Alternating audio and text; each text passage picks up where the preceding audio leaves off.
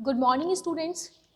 Last time हमने हमारी class में देखा कि इलेक्ट्रोमैग्नेटिज्म की जो यूनिट सेकंड चल रही है वहाँ हमने कल क्लास में लास्ट लेक्चर में बात की थी कि जो पोटेंशियल है वो किसी डायपोल के कारण, जैसे कि एक डायपोल लिया था माइनस का क्यू और यहाँ था क्या प्लस का क्यू, इन दोनों की जो बीच की डिस्टेंस थी वो कितनी थी बच्चों, 2a थी। अब अगर इन दोनों से किसी बिंदु P पर जो कि कोऑर्डिनेट्स r, थीटा पे थे, ठीक है, अगर वो बिंदु यहाँ से ओरिजिन पे थे जिसकी जो डिस्टेंस थी वो बेसिकली r थी और ये एंगल एक थीटा था, तो हमने बात की थी स्टूडेंट्स की इसके लिए जो पोटेंशियल की वैल्यू थी वो आई हमारे पास में kp cos थीटा अपॉन में r का स्क्वायर। ये क्या आया हमारे पास में, पोटेंशियल की वैल्यू डायपोल की वजह से। तो डायपोल के लिए हमने डायपोल का मोमेंट लिया क्या, P इज इक्वल्स टू, जहाँ हम जानते हैं कितना होता है Q इंटू 2a, ठीक है।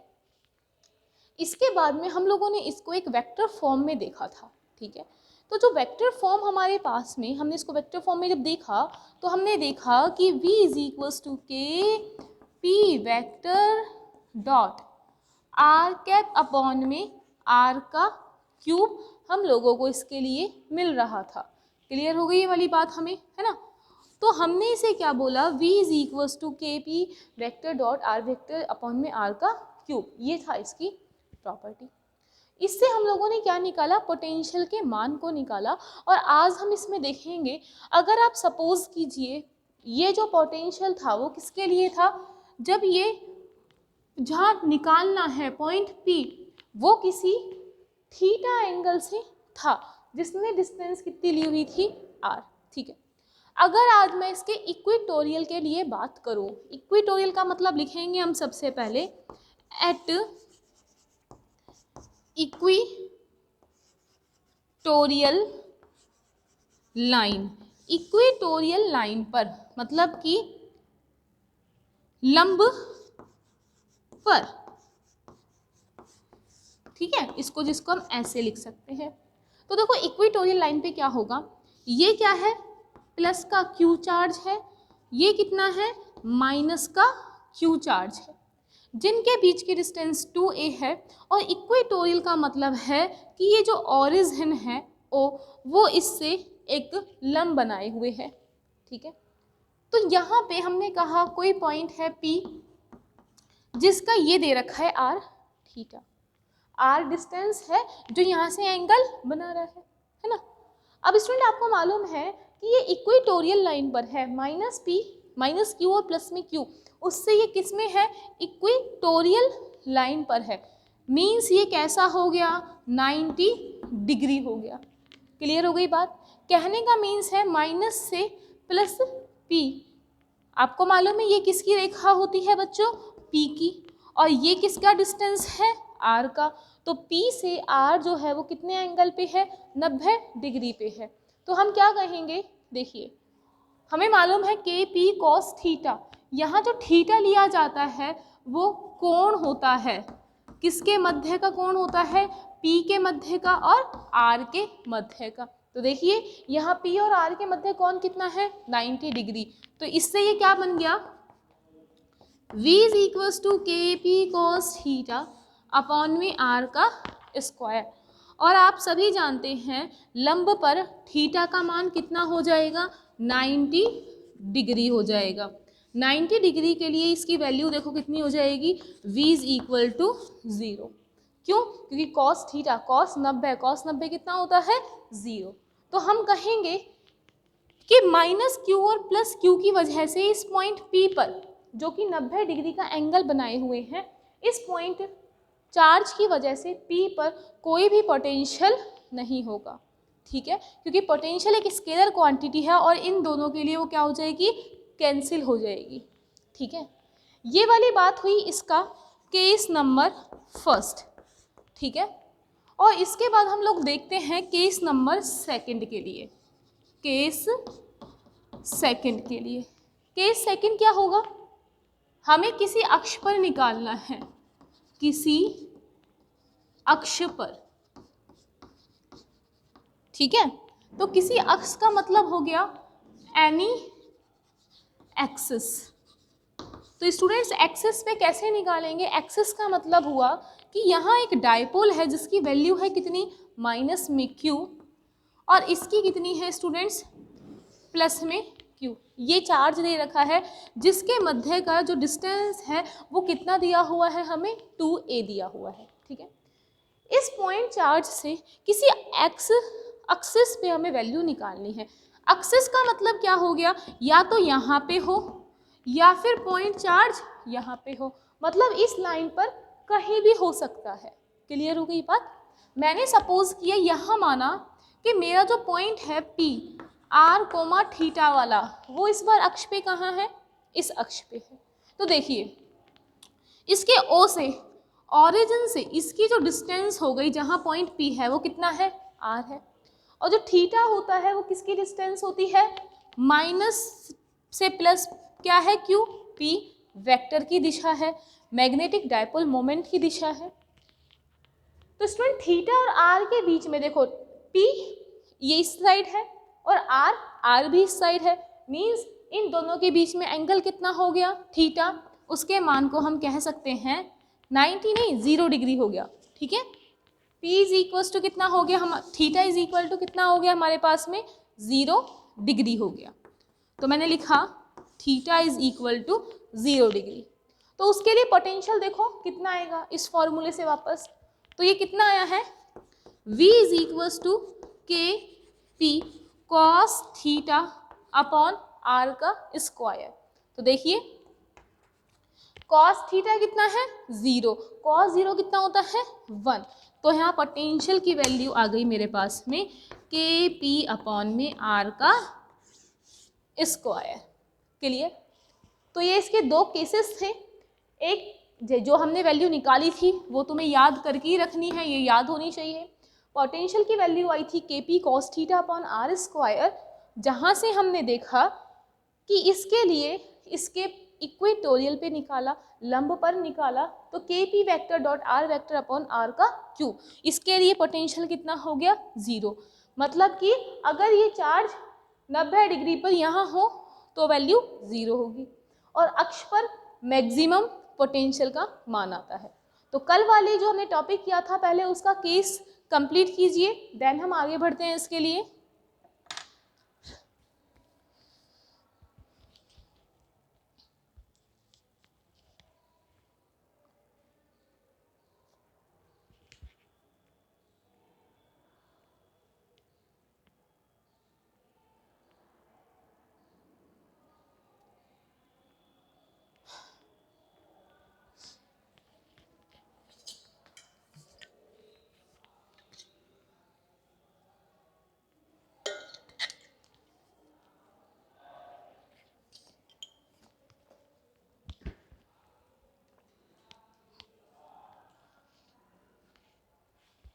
इसको लिखिए फिर आगे चलते हैं हम।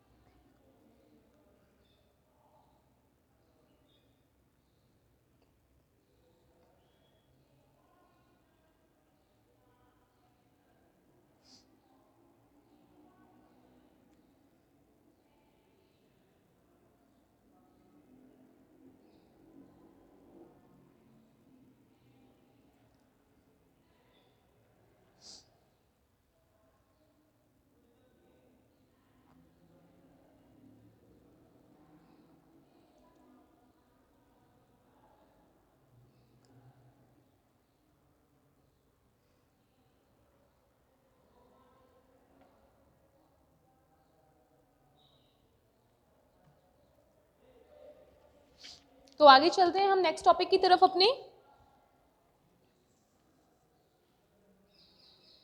यहाँ आपने समझा कि पोटेंशियल कितना होता है किसी डायपोल की वजह से।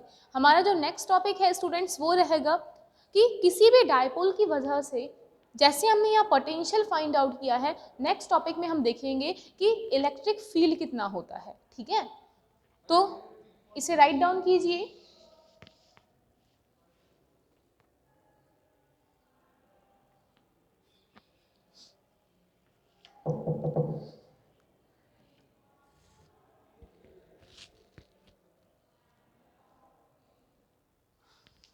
देखिए नेक्स्ट टॉपिक हमारा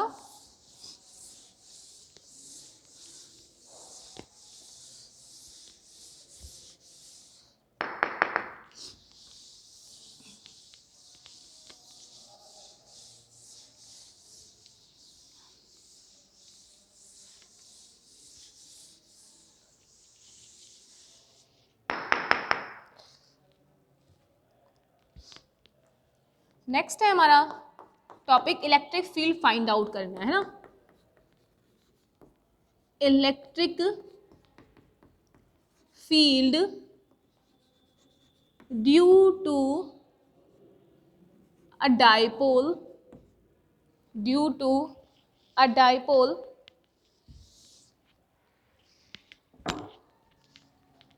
due to a dipole in any region r, theta. ठीक है, या फिर द्विध्रुव के कारण, द्विध्रुव के कारण विद्युत तीव्रता का मान किसी बिंदु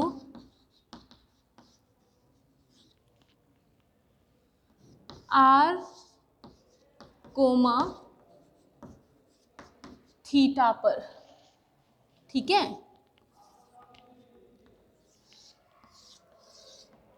देखिए electric field due to a dipole in any region r, theta. Students देखिए एक बार, हमने अभी देखा कि माइनस क्यू एंड ये क्या है प्लस का क्यू, ये दिया हुआ था। ये क्या था, एक डायपोल, और डायपोल के बीच की डिस्टेंस कितनी थी 2। इस डायपोल की वजह से अब तक हमने देखा कि किसी r, थीटा पर हमने P पॉइंट पर एक पोटेंशियल निकाला था जिसकी वैल्यू कितनी थी, kp cos थीटा अपॉन में r का स्क्वायर थी। अब इस वाली वैल्यू को देखने के बाद में हमने कहा कि पोटेंशियल हम लोगों को पता है इतना आता है r थीटा पर किसी बिंदु की वजह से। ठीक है, अब हमें क्या देखना है, इलेक्ट्रिक फील्ड का मान निकालना है। इसको आप दो तरीके से निकाल सकते हैं, या तो इलेक्ट्रिक फील्ड का मान आप इस चार्ज की वजह से इस पे अलग से निकालें, इसकी वजह से अलग से निकालें और दोनों को फिर ऐड कर दें, या तो ऐसे निकालें। ठीक है, या फिर आप सीधा ऐसे निकाल सकते हैं कि आपको मालूम है इस वाले केस में पोटेंशियल इतना होता था और इलेक्ट्रिक फील्ड निकालने के लिए आप पढ़ चुके हैं कि ये क्या करते थे, हम माइनस में ग्रेड v करते हैं। ठीक है, मतलब कि ऐसे लिख सकती हूँ कि E vector is equals to minus में डेल v, और आप ये यूनिट फर्स्ट में निकालना सीख चुके हैं कि किसी भी डेल का मान कैसे निकाला जाता है v के लिए, v के पदों में। ठीक है, अब ये फॉर्मूला हम लोगों को पता है पहले से ही कि E vector is equals to minus में डेल v होता है। ठीक है, अब आपको v की वैल्यू मालूम है कितनी है, kp cos theta upon r square. ये किस पदों में है, r, थीटा कोऑर्डिनेट्स के अंदर है। ठीक है, तो आपको जो ग्रेड का मान है वो भी इसी कोऑर्डिनेट्स में लेना होगा, पोलर कोऑर्डिनेट, ध्रुवीय निर्देशांकों के रूप में लेना होगा, पोलर कोऑर्डिनेट्स के रूप में। ठीक, जैसे आपको मालूम है कार्टेशियन कोऑर्डिनेट की अगर मैं बात करूँ, किसकी बात करें हम, कार्टेशियन कोऑर्डिनेट, मतलब कि कार्तीय निर्देशांकों की अगर हम लोग बातें करते हैं, ठीक है, तो वहाँ पे वैल्यू आती है एक्स वाई और जेड के टर्म में आती है, जहाँ पे डेल का मान कितना होता था, I cap del upon del X plus J cap del upon del Y plus में K cap del upon del Z होता था। डेल का जो मान होता है कार्तीय निर्देशांकों में इतना होता है, ठीक है।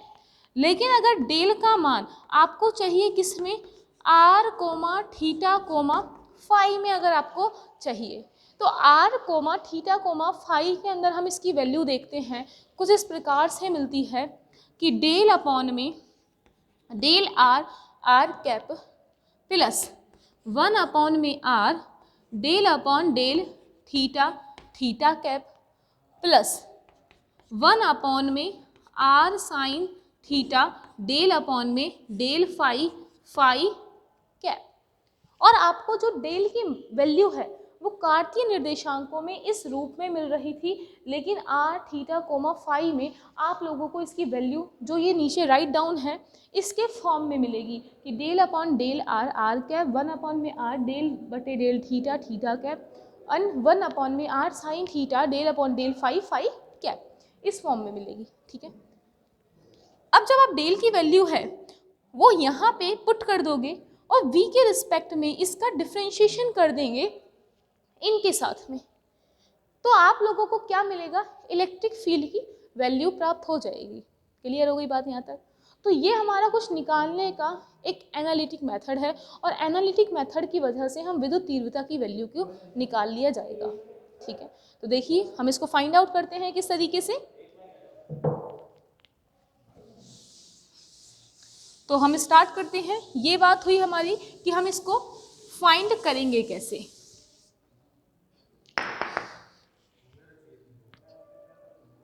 तो यहाँ पे लिखिए,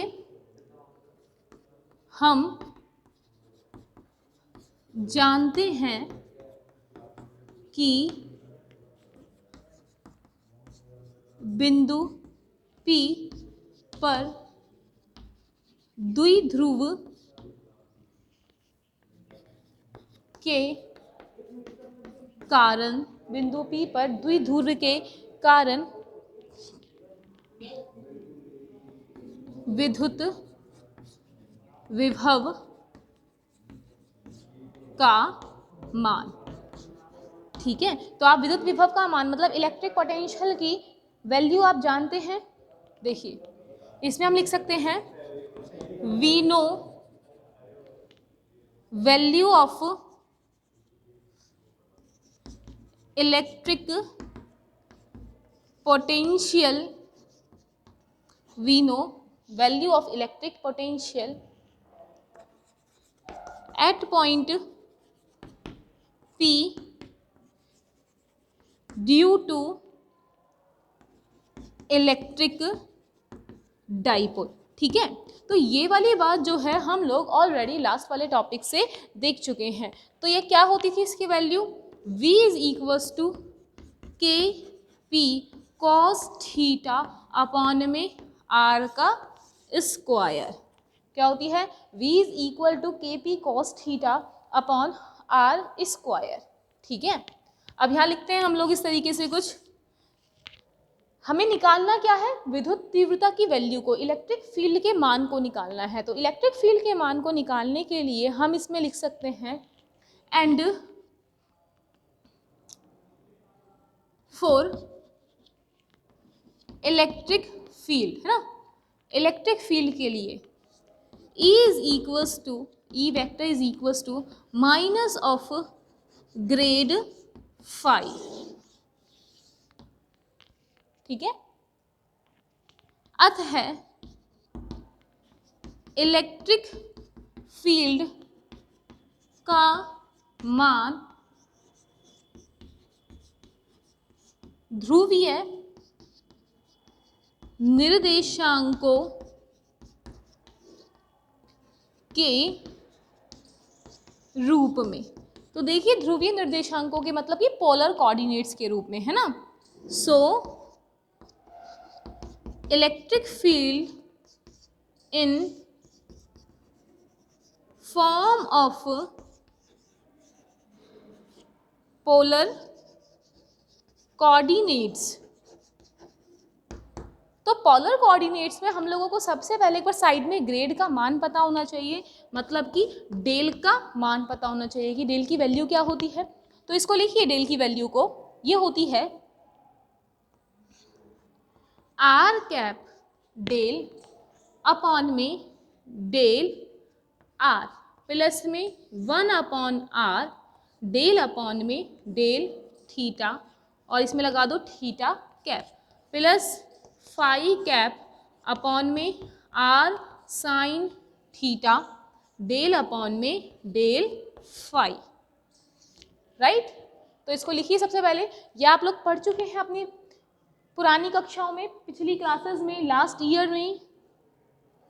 तो इसको लिखिए और फिर हम इसमें आगे चलते हैं। और यहाँ ग्रेड 5 की जगह लिख लीजिए बच्चों V, ठीक है, क्योंकि V का कर रहे हैं हम ग्रेड, तो इलेक्ट्रिक फील्ड आता है, ठीक है। तो इसको लिखिए पहले।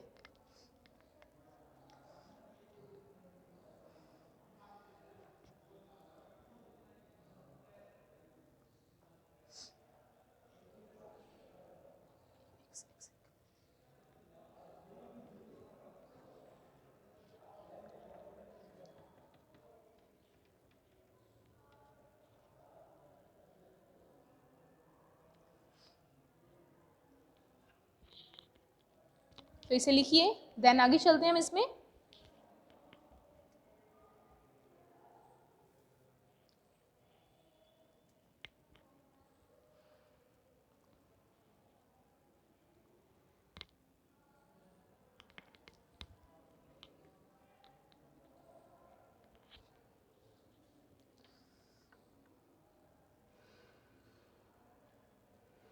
तो आगे देखिए, यहाँ पे स्टार्ट कर देते हैं, ठीक है। डेल ये रहा ग्रेड, है ना, मतलब कि E vector is equals to minus of del V। तो इसको क्या लिख सकते हैं, E vector is equal to, minus लगाएंगे हम इसके आगे पहले तो, और फिर डेल की वैल्यू लिखेंगे। तो डेल की वैल्यू देखिए, r cap del upon del are plus theta cap upon में आर और del upon del theta plus phi cap r sine theta, और ये कितना आ जाएगा बच्चों, डेल अपॉन में डेल फाई, और ये क्या कर देंगे, ब्रैकेट बंद, और इसको मल्टीप्लाई किससे कर देंगे, पोटेंशियल V से, ठीक है।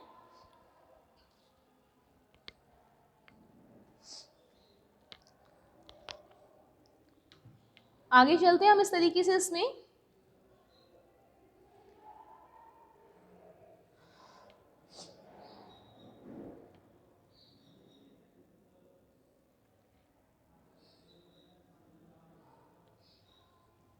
देखिए यहाँ पे लिखते हैं आगे,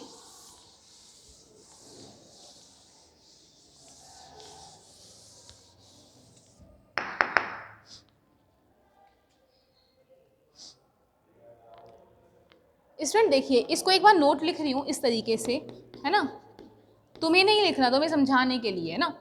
जैसे आप जानते हैं हम ई वेक्टर को ऐसे लिखते थे ना, I cap EX plus EY J cap plus में EZ K कैप, ऐसे लिखते थे। यहाँ ये किस में होता था, कोऑर्डिनेट्स में होता था।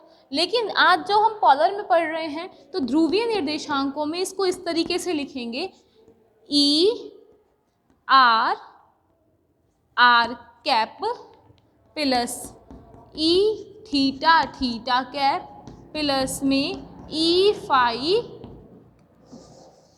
फाई कैप, ठीक है।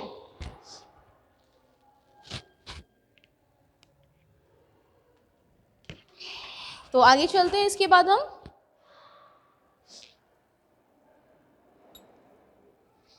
तो देखिए अब वहां से ई वेक्टर से, है ना, तो हमें ई वेक्टर का जो मान है वो कितना प्राप्त हुआ है, इसको लिखते हैं minus r cap del upon में डेल आर, और ये क्या है v, ठीक है। और फिर लिखा हमने माइनस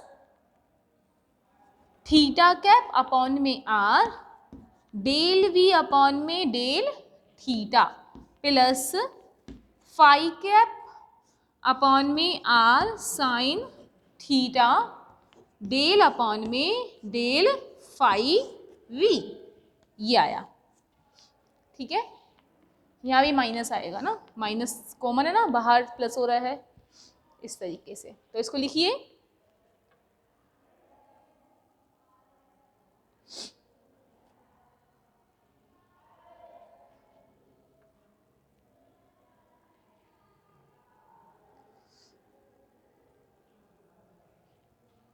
अब देखिए, अगर मैं इन दोनों इक्वेशंस को कंपेयर करूं तो ये दोनों किसकी है, ई वेक्टर की, आर कैप ई आर कितना आया हमारे पास, हमें ई आर, देखिए आर कैप ई आर कितना आया, माइनस ऑफ डेल अपॉन में डेल आर वी, क्लियर। आगे देखिए ई थीटा, तो ई थीटा के लिए देखिए थीटा कैप आई क्या, ये हो गया माइनस में 1 अपॉन में आर डेल वी अपॉन में डेल थीटा, है ना। और अगर हम उसकी बात करें फाई वाली टर्म्स के लिए, तो यहाँ साइड में लिख देते हैं ई फाई कितना आया मेरे पास में, फाई कैप से फाई कैप कैंसिल, तो ये कितना आया, minus of 1 upon r sine theta del v upon में डेल फाई, ये आया, है ना। तो लिखते हैं इसको फिर उसके बाद में सॉल्व करने की कोशिश करते हैं हम।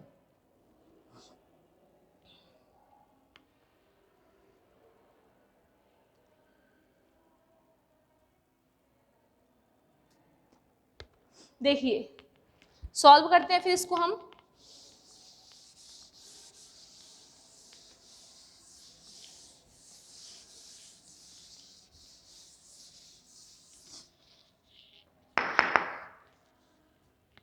ई आर है ना, ई आर, इसको सबसे पहले सॉल्व करते हैं। ये दे रखा है minus of del upon del r v, clear. तो स्टूडेंट इसको एक बार इक्वेशन नंबर इसको 1 दे दीजिए, ठीक है। अब देखिए आपको मालूम है v कितना था, k P cos theta upon are square था, तो वहां से इसको लिखा माइनस में del upon del r k P cos theta upon में आर का स्क्वायर। पोटेंशियल की वैल्यू हमारे पास ये आई थी। अब देखिए आर के रिस्पेक्ट में इसको क्या करेंगे, डिफरेंशियल, तो के पी कॉस थीटा कहाँ आ गया, बाहर आ गया हमारे पास में, और ये क्या है, माइनस में del upon del r 1 upon r का स्क्वायर, तो ये बना k P cos theta, r की पावर कितनी हो गई, -2 के लिए डिफरेंशियल करेंगे तो माइनस पहले से है, -2 आएगा वापस, है ना, -2। देखिए 1 अपॉन आर स्क्वायर, इसको लिखूंगी आर की पावर -2, इसका डिफरेंशियल करेंगे तो कितना आएगा, -2 आर की पावर -3, तो इसको क्या लिखेंगे, -2, तो ये आ ही गया है, नीचे आ गया आर की पावर 3, तो हमारे पास में इसकी वैल्यू कितनी आई, ई आर की 2 के पी कॉस थीटा अपॉन में आर की पावर 3, ये वैल्यू आई, ठीक है। तो इसको राइट डाउन कीजिए, आगे चलते हैं इसके बाद में हम।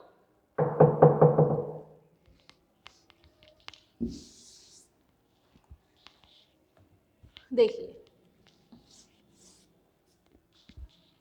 ई आर के बाद निकालते हैं ई थीटा, है ना।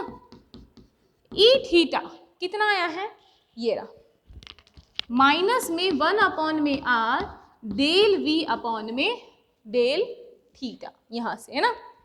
आपको मालूम है v क्या है, K P cos theta upon are square, तो E theta is equal -1 upon R del upon del theta K P cos theta upon में आर का स्क्वायर। ठीक है, थीटा के रिस्पेक्ट में कर रहे हैं हम, तो ई थीटा कितना आया, कॉमन ले लें इसमें से, ये हो गया -1/r⁻³ और ये बाहर आया kp, और ये डिफरेंशियल किसका करना है, कॉस थीटा का। तो कॉस थीटा का डिफरेंशियल क्या होता है, माइनस साइन थीटा। तो ये क्या बन गया, ई theta is equal two plus में kp/r³ साइन थीटा। ये आ गया हमारे पास। ये किसकी आई है, ई आर की, और ये किसकी आई है, ई थीटा की। कितनी आई है, kp साइन थीटा अपॉन में r⁻³ और बच्चों सिमिलरली हम फाई का निकालते हैं, है ना, किसका निकालते हैं, फाई का। तो फाई का कितना आएगा, ई फाई, देखो फाई कितना है, ये रहा -1/r साइन थीटा, और ये क्या है, डेल अपॉन में डेल फाई। v की जगह क्या लिखते हैं हम, kp cos थीटा अपॉन में r का स्क्वायर। अब देखिए ये फाई के रिस्पेक्ट में हो रहा है, लेकिन अंदर तो कोई फाई है ही नहीं है, तो इसकी वैल्यू कितनी हो जाएगी, ई फाई की बच्चों 0। ठीक है, तो हमारे पास में ई आर आ गया, थीटा आ गया है और फाई आ गया है। ठीक है, अब इनकी जो वैल्यूज हैं वो हमें यहाँ पे पुट करते हैं। ठीक है,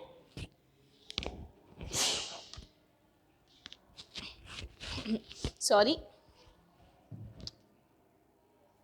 हाँ जी, अब चलते हैं हम आगे अपने टॉपिक की तरफ और इनकी वैल्यूज को क्या करते हैं, पुट करना स्टार्ट करते हैं। तो क्या आएगा, देखिए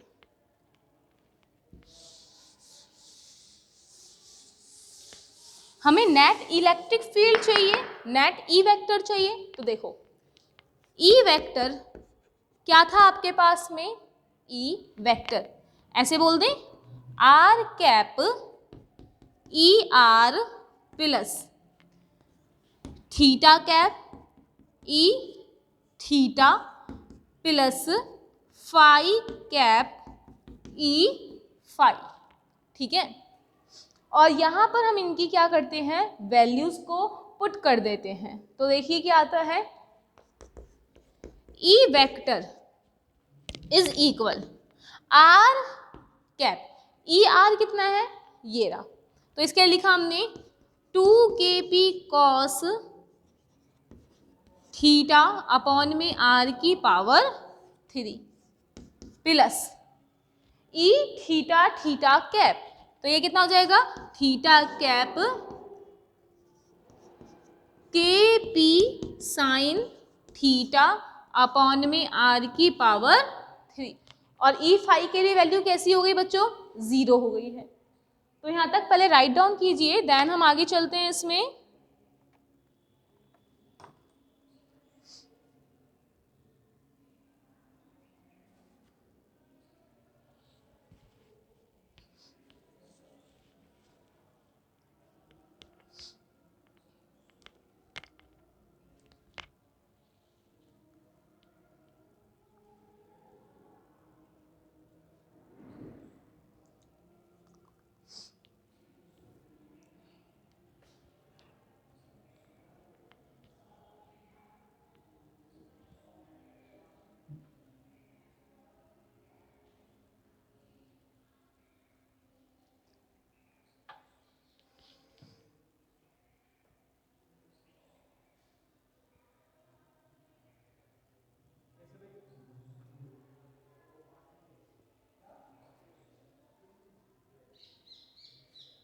देखिए आगे चलते हैं हम इसमें, अभी तो यही लिख सकते हैं थोड़ा सा, देखिए इसको ऐसे लिख देते हैं, ई वेक्टर, ठीक, इसमें से kp अपॉन r³ दोनों में से कॉमन ले लो, kp अपॉन में r⁻³ तो ये कितना आएगा, kp अपॉन r⁻³ आ गया common, 2 cos theta r cap plus sine theta theta cap. ठीक है।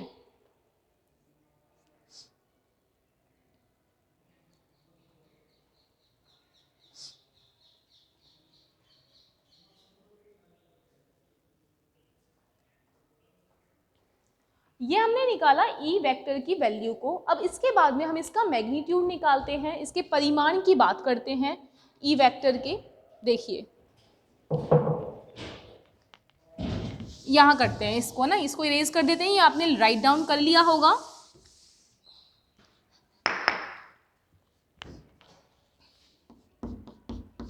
ई वेक्टर, ठीक है। इसमें इसके अगर मैग्नीट्यूड की बात करें, ये वेक्टर है, इसके मैग्नीट्यूड की बात करें तो कैसे लिखेंगे हम इसके मैग्नीट्यूड को? रूट में इसका स्क्वायर ई आर का स्क्वायर प्लस ई थीटा का स्क्वायर, और फाई के लिए लिखेंगे नहीं क्योंकि ई फाई की वैल्यू क्या हो गई हमारे पास में 0 हो गई है। तो ये क्या आया, मॉड ई को लिख सकते हैं ई, ठीक है। इसका स्क्वायर करेंगे मीन्स ये आया क्या, के पी अपॉन में आर की पावर 3। अगर मैं 2 cos थीटा का स्क्वायर करते हैं तो ये कितना आएगा, 4 cos स्क्वायर थीटा प्लस इसका ई थीटा का स्क्वायर करना है means sign square theta, right. और साथ में क्या लगेगा, रूट। तो रूट को हमने लिख दिया यहाँ पे इसकी पावर माइनस में 1 प्लस में 1/2, ठीक है। अब देखिए E इज इक्वल टू कितना आया हमारे पास, के पी अपॉन में आर की power 3 root 4 cos square theta plus sine square theta, ये आया, ठीक। अगर इसमें 3 cos, इसको ऐसे लिख दें, एक cos स्क्वायर थीटा इसको दे दें तो cos square theta plus sine square theta कितना हो जाएगा 1, और इसके पास कितना रह जाएगा 3 cos स्क्वायर थीटा। देखो इसको ऐसे तोड़ दूं मैं, 3 cos स्क्वायर थीटा और cos स्क्वायर थीटा, तो ये कितना है 4 cos स्क्वायर थीटा। ये इसके पास चला गया तो ये दोनों मिलकर 1 बनाएंगे और ये रह जाएगा। तो E is equal to k p upon में आर की power 3 root 3 cos square theta plus में 1, ठीक है। तो इसको लिखिए पहले यहाँ तक, साइड में लिख देते हैं इसको कि हमारे पास में जो ई वेक्टर है उसकी वैल्यू कितनी आई है, ई मैग्नीट्यूड की।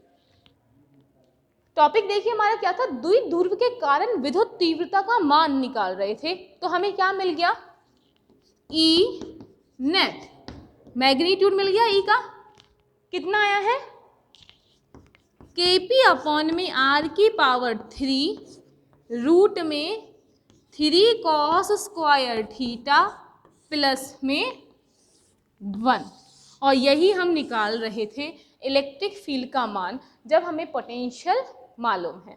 और ये किसकी वजह से आया है, एक डाइपोल की वजह से, मीन्स द्विध्रुव की वजह से। कितना आया है, E net is equals to k p upon r की power 3 root 3 cos square theta plus 1। तो इसको लिखिए,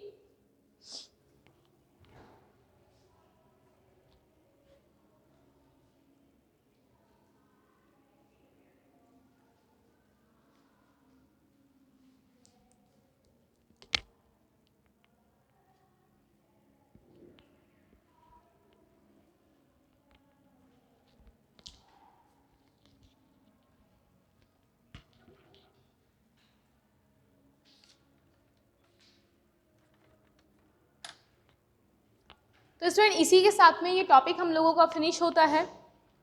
आज हमने देखा कि electric field due to a dipole in any region, ठीक है। ये हमने इसलिए इलेक्ट्रिक फील्ड की वैल्यू फाइंड की, कितनी आई, के पी अपॉन आर की power 3 root 3 cos square theta plus 1, right. Thank you.